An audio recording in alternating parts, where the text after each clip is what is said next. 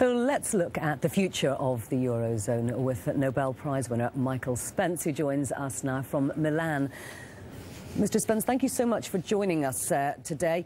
What do you think? Is the European Monetary Union now fundamentally flawed?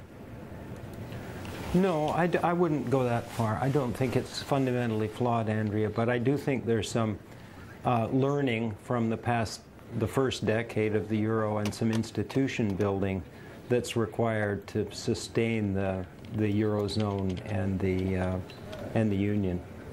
So do you see a way out then for Greece while it remains in the euro? Yes, I think there is a possibility. It requires the things that have been talked about in the last half hour, a commitment supported by the citizenry to adopt a set of policies that put Greece back in a stable situation with respect to the fiscal profile of the government and the sovereign debt.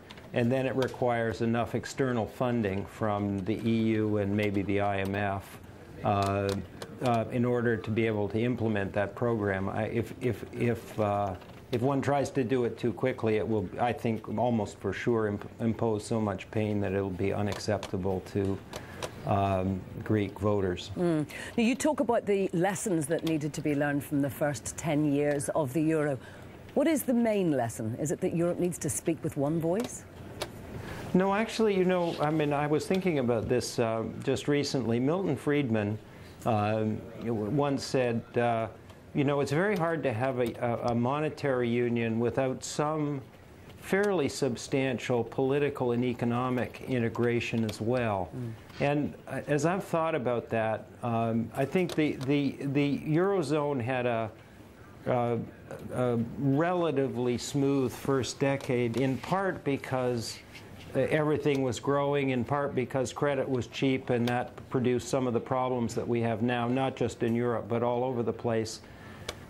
But the discipline was imposed by the Maastricht Treaty, and that discipline, if followed, and it hasn't been, essentially takes away the ability to engage in counter-cyclical fiscal policy and large response to shocks.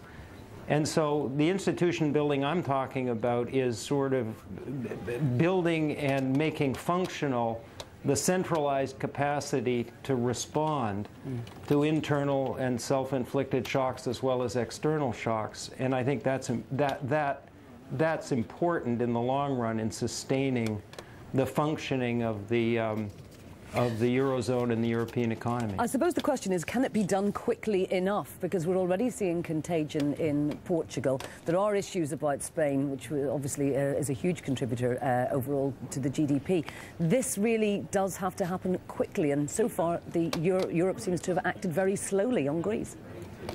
No, that's absolutely right. No, this cannot be done quickly at all. So there's two separate time horizons and sets of issues. One is to contain the contagion and put the countries that are in trouble back on a track to stability, get their ratings matched up with that so that the cost of debt doesn't spiral away from them and make that transition impossible.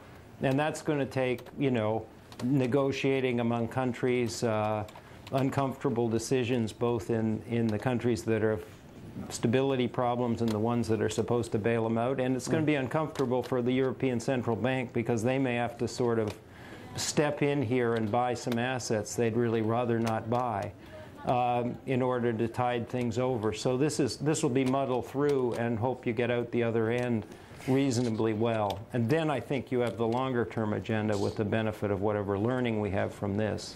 If you were Angela Merkel, would you think that it was all worth it? Well, I would. I think that a stable Eurozone with a pattern of built-up institutions over time is an enormous benefit.